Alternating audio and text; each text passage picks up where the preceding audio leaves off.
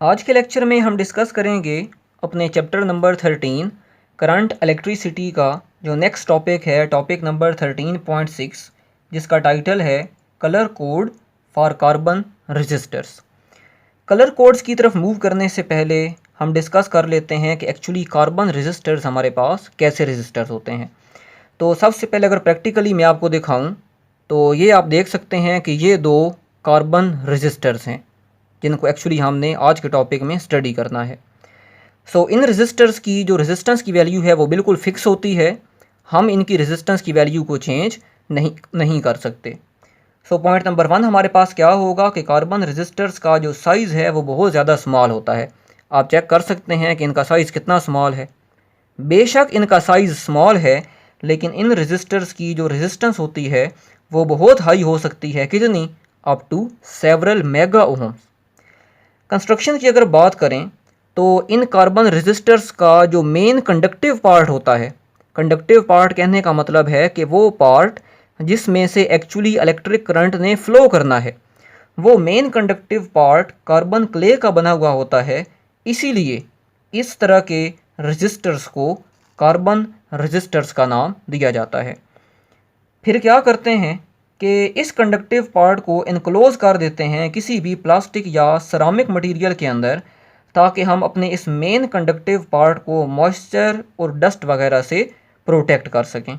जैसे इस carbon register के ऊपर ये जो ब्लू कलर की कोटिंग, या इसके ऊपर जैसे ये येलो कलर की कोटिंग आपको नज़र आ रही है, ये सरामिक मटेरियल की कोटिंग जो है वो चढ़ाई हुई है, ताकि हम इसके अंदर जो मेन कंडक्टिव पार्ट है कार्बन का बना हुआ, उसको मॉइस्चर या डस्ट वगैरह से प्रोटेक्ट करवा सकें। और ये जो दो टर्मिनल्स आप देख रहे हैं कि इस रजिस्टर से ये दो टर्मिनल्स बाहर आ रहे हैं, ये टर्मिनल्स किसके बने हुए होते हैं, कॉपर के। प्योर कॉपर नहीं होता, बल्कि इस कॉपर के ऊपर जो है वो टिन की लेयर चढ़ाई जाती है, ताकि हम इस जो है वो लीड्स को, इन टर्मिनल्स को फ्लेक्सिबल जो है वो बना सकें। ये आप देख रहे हैं फ्लेक्सिबल हैं। और इन कार्बन रजिस्टर्स का जो डायामीटर है वो भी बहुत कम होता है, जो कि लेस देन 10 मिलीमीटर हो सकता है। अब क्योंकि इनका साइज़ जो है वो बहुत ज़्यादा कम है, इस कम साइज़ होने की वजह से इनके ऊपर हम रेजिस्टेंस की जो वैल्यू है उसको शो नहीं करवा सकते कि ये रेजिस्टर कितने ओम का है। तो फिर क्या करते हैं, आप देख सकते हैं कि इनके ऊपर ये डिफरेंट कलर्स के जो हैं वो बैंड्स जो हैं वो बनाए गए हैं। इन डिफरेंट कलर्स के बैंड्स को आइडेंटिफाई करते हुए हमने इन रजिस्टर्स की रेजिस्टेंस की वैल्यू को चेक करना होता है। फॉर एग्ज़ाम्पल मेरे पास ये एक जो है वो कार्बन रजिस्टर है। आप देख सकते हैं कि इसके ऊपर जो है वो डिफरेंट कलर के बैंड्स हैं। पहला बैंड जो है वो ग्रीन कलर का है, सेकंड बैंड जो है वो रेड कलर का है, थर्ड बैंड जो है वो ब्राउन कलर का है, और फोर्थ जो बैंड होगा, याद रखिएगा, ये एक स्पेशल बैंड होगा। या तो ये गोल्ड का बना हुआ होगा, गोल्ड कलर का, या तो ये सिल्वर कलर का होगा, और या तो फोर्थ बैंड जो है वो मौजूद ही नहीं होगा। अब ये कलर्स जो हैं ये कौन कौन से हो सकते हैं, तो ये टेबल में आप देख सकते हैं, black, brown, red, orange, yellow, green, blue, violet, grey, white. ये तमाम कलर्स जो हैं ये हमारे कार्बन रजिस्टर्स के ऊपर in the form of rings मौजूद हो सकते हैं। और हर कलर को एक कोड जो है वो असाइन कर दिया जाता है। फॉर एग्ज़ाम्पल ब्राउन को जो कोड असाइन किया गया वो 1 है, ग्रीन को जो कोड असाइन किया गया वो 5 है, ग्रे को जो कोड असाइन किया गया वो 8 है। तो हमने इन कलर्स को और उसके कॉरस्पॉन्डिंग उस कलर का जो भी कोड होगा उनको यूज़ करते हुए हमने अपने इस रजिस्टर की रेजिस्टेंस को कैलकुलेट करना है। अब किस तरह से, सबसे पहले जो आपके पास फोर्थ बैंड, जो या तो गोल्ड कलर का होगा या तो सिल्वर कलर का होगा या मौजूद ही नहीं होगा, उस फोर्थ बैंड को हमने राइट साइड पर रखना है। जैसे मिसाल के तौर पर इस कार्बन रजिस्टर में अगर आप चेक करें तो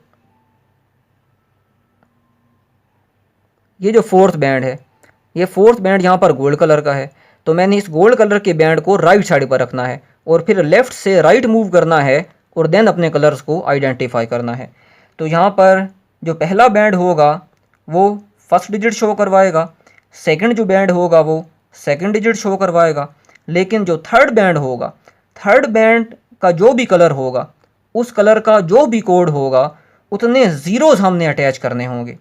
फॉर एग्ज़ाम्पल अभी मैं इस कार्बन रजिस्टर की रेजिस्टेंस को यहाँ पर कैलकुलेट करने लगा हूँ। किस तरह से, देखें, पहला बैंड किस कलर का है, रेजिस्टेंस, पहला बैंड किस कलर का है? ग्रीन कलर का। तो ग्रीन का कोड क्या है? 5, तो मैंने लिख दिया यहाँ पर 5।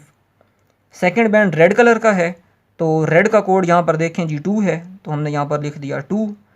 अब ब्राउन, थर्ड बैंड जो होगा वो नंबर ऑफ़ ज़ीरोज़ को बताएगा। थर्ड बैंड ब्राउन कलर का है, ब्राउन का कोड 1 है, तो मैंने एक ज़ीरो यहाँ पर अटैच करना होगा। अगर यहाँ पर थर्ड बैंड जो है वो फॉर एग्ज़ाम्पल कह लें कि येलो कलर का होता, तो येलो का कोड क्योंकि 4 है, तो मैं यहाँ पर 4 ज़ीरोज़ अटैच करता। पहला जो हमारे पास होगा कलर, उसका कोड लिखेंगे, दूसरा जो कलर होगा उसका भी कोड लिखेंगे, लेकिन जो थर्ड कलर होगा उसका जो भी कोड होगा उतने ज़ीरोज़ हमने अटैच करने होंगे। सो इस रजिस्टर की जो रेजिस्टेंस है वो हमारे पास आ चुकी है 520 ओहम, और इस वैल्यू को मैं नाम दे दूंगा मार्क्ड वैल्यू। अब ये वैल्यू बिल्कुल फिक्स नहीं है कि आप ये कहें कि अगर ये 520 ओम का रजिस्टर है तो जब आप इसकी रेजिस्टेंस को जो मेजर करेंगे ओम मीटर से तो ये 520 ही होगी। ड्यूरिंग कंस्ट्रक्शन 520 से कुछ ना कुछ कम भी हो सकती है वैल्यू, 520 से कुछ ना कुछ ज़्यादा भी हो सकती है। अब कितनी वेरिएशन आ सकती है इस मार्क्ड वैल्यू के अंदर, कितने परसेंट रेजिस्टेंस 520 से कम हो सकती है, कितने परसेंट रेजिस्टेंस 520 से ज़्यादा हो सकती है, ये हमें बताएगा फोर्थ बैंड, और इसको हम नाम दे देंगे टॉलरेंस का। टॉलरेंस यानी कि possible variation from this marked value is called tolerance. तो फोर्थ बैंड हमें हमेशा टॉलरेंस के बारे में बताएगा। अगर तो फोर्थ बैंड हमारे पास गोल्ड कलर का होगा तो गोल्ड कलर की जो टॉलरेंस है दैट इज़ ±5%। अगर सिल्वर कलर का होगा तो सिल्वर कलर की टॉलरेंस होगी ±10%। और अगर कोई भी बैंड मौजूद नहीं होगा तो हम टॉलरेंस को कंसिडर करेंगे ±20%। फॉर एग्ज़ाम्पल यहाँ पर जो मेरे पास फोर्थ बैंड है ये मेरे पास है गोल्ड कलर का, तो गोल्ड की मैंने टॉलरेंस देखी ±5% है। तो अब मैं रेजिस्टेंस की वैल्यू को यहाँ पर दोबारा लिखूँगा 520 ±5% ओम। सो ये हमारे पास इस कार्बन रेजिस्टर की एग्जैक्ट वैल्यू आ जाएगी। इसी तरह से हमारे पास एक और एग्ज़ाम्पल है। फॉर एग्ज़ाम्पल ये मेरे पास एक कार्बन रेजिस्टर है, तो इसमें जो पहला बैंड है वो रेड कलर का है, तो रेड का हम देखेंगे कोड 2 है, तो मैं यहाँ पर लिख दूंगा 2, that is first digit. Second band किस कलर का है? वॉयलेट कलर का है, वॉयलेट कलर का कोड देखेंगे 7 है, तो 2 के साथ मैं लिख दूंगा 7, so that is second digit. Third band orange colour का है, ऑरेंज कलर का कोड देखेंगे 3 है, तो थर्ड जो बैंड होगा उसका कोड नहीं लिखना बल्कि उतने नंबर ऑफ़ ज़ीरोज़ को अटैच करना है। तो ऑरेंज कलर का क्योंकि कोड 3 है तो मैं यहाँ पर 3 ज़ीरोज़ को अटैच करूँगा, और ये मेरे पास रेजिस्टेंस आ जाएगी इस रजिस्टर की जो कि है 27,000 ओम। अब फोर्थ बैंड सिल्वर का है, फोर्थ बैंड किसको बताएगा? टॉलरेंस को बताएगा। टॉलरेंस क्या है कि ये जो मार्क्ड वैल्यू मेरे पास आई है या ये जो रेजिस्टेंस की वैल्यू आई है, इस रेजिस्टेंस की वैल्यू जो है वो कितने परसेंट कम हो सकती है, कितने परसेंट जो है वो ज़्यादा हो सकती है। तो क्योंकि फोर्थ बैंड सिल्वर है, सिल्वर की टॉलरेंस है ±10%, तो मैं यहाँ पर लिख दूंगा इसके साथ ±10%। सो ये मेरे पास आ जाएगी रेजिस्टेंस की वैल्यू। अब इसका मतलब क्या है? इसका मतलब ये है कि अगर मैं 27,000 का 10% कैलकुलेट कर लूँ, तो मैंने यहाँ पर 10% कैलकुलेट कर लिया है जो कि मेरे पास आया है 2,700 ओम। अब प्लस 10% यानी कि आप 27,000 के अंदर 2700 जब ऐड करेंगे तो आंसर आएगा 29,700 ओम। यानी कि मैक्सिमम इस रजिस्टर की जो रेजिस्टेंस हो सकती है वो 29,700 ओम हो सकती है। कम कितनी हो सकती है? -10% कर दें, और 10% कितना था? 2700 ओम। सो 27,000 में से 2700 ओम को जब माइनस करेंगे तो हमारे पास रिजल्ट आएगा 24,300 ओम। यानी कि ये तो हो गई मार्क्ड वैल्यू। अब इस मार्क्ड वैल्यू से रेजिस्टेंस कितने परसेंट कम हो सकती है? 10% कम भी हो सकती है, 10% ज़्यादा भी हो सकती है। यानी कि एक्चुअली हमारे पास इस रेजिस्टर की जो रेजिस्टेंस की वैल्यू लाई करेगी वो इन बिटवीन होगी 24,300 ओम, और मैक्सिमम कितनी होगी? 29,700 ओम। तो इस तरह से हम अपने कार्बन रेजिस्टर्स की जो रेजिस्टेंस की वैल्यू है वो कैलकुलेट करेंगे। तो उसके लिए आपको ये टेबल ज़बानी याद होना चाहिए तरतीब वाइज कलर याद होने चाहिए और उनके कॉरस्पॉन्डिंग जो कोड है वो भी पता होगा, तभी हम अपने रजिस्टर्स की रेजिस्टेंस को कैलकुलेट कर सकेंगे।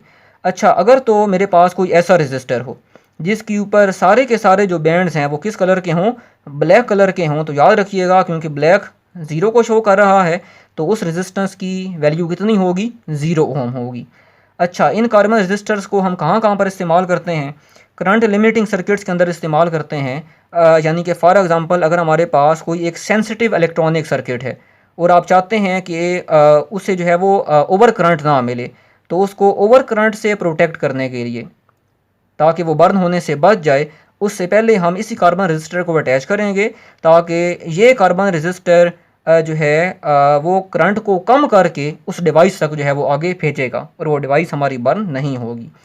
सर्ज प्रोटेक्शन सर्किट्स के अंदर इस्तेमाल करते हैं। सर्ज यानी कि कोई सडन पीक आ जाती है करंट की, तो जाहिर सी बात है वो सडन पीक हमारे इलेक्ट्रॉनिक जो है वो इंस्ट्रूमेंट्स को डैमेज कर सकती है, तो उनको प्रोटेक्ट करने के लिए कार्बन रजिस्टर्स को इस्तेमाल करते हैं। वेल्डिंग कंट्रोल्स के अंदर इस्तेमाल करते हैं और कोई ऐसी एप्लीकेशंस जो बहुत ज़्यादा हाई फ्रीक्वेंसी के ऊपर ऑपरेट हो रही हों, उन जो है वो डिवाइसेस को भी ओवर करंट से या सर्ज या ट्रांजिएंट से जो है वो बचाने के लिए हम एक्चुअली वहाँ पर भी कार्बन रजिस्टर्स को इस्तेमाल करते हैं।